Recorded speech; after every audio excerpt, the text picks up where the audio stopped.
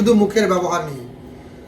কিছু কিছু তরুণ পলিটিশিয়ান, রাজনীতিবিদ মাঠে এসেছেন জনগণের সেবা করার উদ্দেশ্যে, কিন্তু জনগণের সেবার উদ্দেশ্যে এসে কোনো কোনো সিনিয়র নেতৃবৃন্দের উপর যেভাবে ক্ষোভ যাচ্ছে, রাজনীতিতে আপনার মতপার্থক্য থাকবে, প্রতিহিংসা থাকবে, কথার মারপেচ থাকবে, কিন্তু এমন কিছু কথাবার্তা কিছু সিনিয়র নেতৃবৃন্দুর প্রতি জুনিয়র নেতৃবৃন্দু উপস্থাপন করছেন নাম ধরে ধরে, এটি আসলে নির্বাচনীয় আচরণবিধি লঙ্ঘনের ভিতরে পড়ে বলে আমার মনে হয়। আবার এমন সিনিয়র নেতাও জুনিয়র নেতার বক্তব্যকে পাল্টা কাউন্টার দিচ্ছেন, এটাও কিন্তু রাজনৈতিক শিষ্টাচারের ভিতরে পড়ে না। তাহলে আমাদের এই তরুণ প্রজন্ম 24-এ আন্দোলন করে কি শিখতেছে আপনাদের থেকে?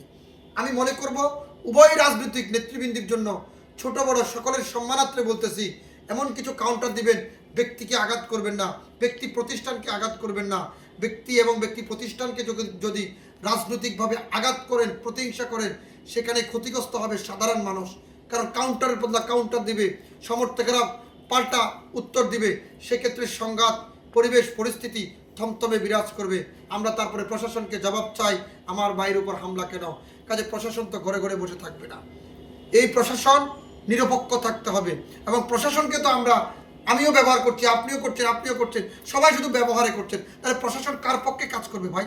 প্রশাসনের দোষটা কোথায়? প্রশাসনকে স্বাধীনভাবে দিতে হবে। আমি আবারও বলছি, কিছু কিছু তরুণ রাজনীতিবিদ এমন ভাষায় কথা বলছেন যাতে করে দেশটা শুধু তাদের আর কারো না। আবার কিছু কিছু প্রবীণ রাজনীতিবিদ সেই বক্তব্যের পাল্টা কাউন্টার দিয়ে আরো উত্তপ্ত করে দিচ্ছেন। আরে ভাই, আমি বাচ্চা মানুষ, আমি যদি একটা ভুল করি, আপনি যদি সেই ভুলের পরিপ্রেক্ষিতে আবার পাল্টা কাউন্টার দেন, তাহলে আমি আবার কাউন্টার দেব। এভাবে তরুণ প্রজন্মের সাহস বেড়ে যাবে। এখানে স্টপ করতে হবে, পুলিশ স্টপ দিতে হবে। আর পুলিশ স্টপ যদি না দেন, তাহলে ভবিষ্যতে অনেক বড় সাম্রাজ্য ভাঙার সম্ভাবনা আছে, অনেক বড় সাম্রাজ্য। আমি বললাম, ঢাকা শহরে অনেক বড় বড় প্রভাবশালী সাম্রাজ্য ভেঙে যাবে 12 ফেব্রুয়ারির নির্বাচনে। রাত 8টায় শুনবেন ভূমিকম্পের মতন অনেক বড় বড় রাজনৈতিক সাম্রাজ্য ভেঙে গেছে। এমন কিছু তরুণ প্রজন্ম সামনের সারিতে সংসদে বক্তব্য রাখছেন, জয় হোক মানবতার, জয় হোক এই বাংলার 24-এর গণঅভ্যুত্থানের তরুণ প্রজন্মের। প্রবীণেরা শুধুই হেরে যাবেন তাদের কিছু বয়স্ক আচার আচরণের, ব্যক্তির স্বাধীন সার্বভৌমত্ব এবং গণতন্ত্রবিহীন কথার কারণে। আর সেই তরুণ প্রজন্মের কাউন্টারের বদলা কাউন্টার দিতে নেই। প্রবীণদেরকে অনুরোধ করব, ছোটরা ভুল করবে, সেখানে আপনারা সেই ভুলের জন্য উত্তপ্ত না হয়ে সান্ত্বনা দিন, তার বাসায় যান, তার সাথে কথা বলেন, বুঝান। রাজনীতিতে ভুল বুঝাবুঝি হবে, রাজনীতিতে জয় পরাজয় থাকবে। আর তরুণদেরকে বলবো, বাবারা তোমাদের কাছে অনুরোধ করতেছি, রাজনীতির বয়স বিবেচনা করবা, নিজের বয়স বিবেচনা করবা, সব বয়স বিবেচনা করে মুখে লাগাম দিয়ে কথা বলবেন, তাহলে সকল মানুষের ভালোবাসা গ্রহণ করতে পারবেন।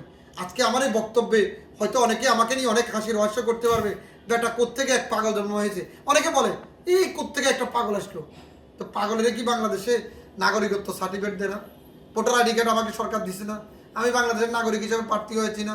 আমি একটা প্রতিষ্ঠান মেনটেন করতেছি না? আমার আন্ডারে 20টা লোক কাজ করতেছে না? তো আমি যদি ভাই পাগল হয়ে থাকি, তো আমার আন্ডারে এতগুলো লোক কাজ করে কীভাবে? মাসে এতগুলো লোক আমি ঘর ভাড়া দিই কীভাবে?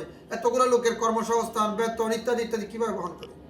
ভাই, আমাকে পাগল বলার আগে নিজেকে আগে প্রশ্ন করবেন, আমার সম্পর্কে আপনি অবগত আছেন না নাই, আমার সম্পর্কে জানেন কি না? সোশ্যাল মিডিয়াতে জিনিসটা বেশি। আমাকে না চিনে বলে যে এই পাগল করতে এইটা কেডারে ভাই, এতদিন পরে ঘুমেছিল। আমি তারেক সম্পর্কে কথা বলার আগে 70 বার চিন্তা করবেন, আমার ব্যাকগ্রাউন্ড জেনে নেবেন। আমাকে খেপাবেন না। আমাকে খেপালে আমি কিন্তু অনেকের তথ্য জানি, মুখ ফুসকে বলে দেব, তো ঘরে রাত্রে ঘুমাইতে পারবেন না, বইয়ের যন্ত্রণায় ঘুমাতে পারবেন না। পাবলিক তো পরে। আল্লাহ হাফেজ।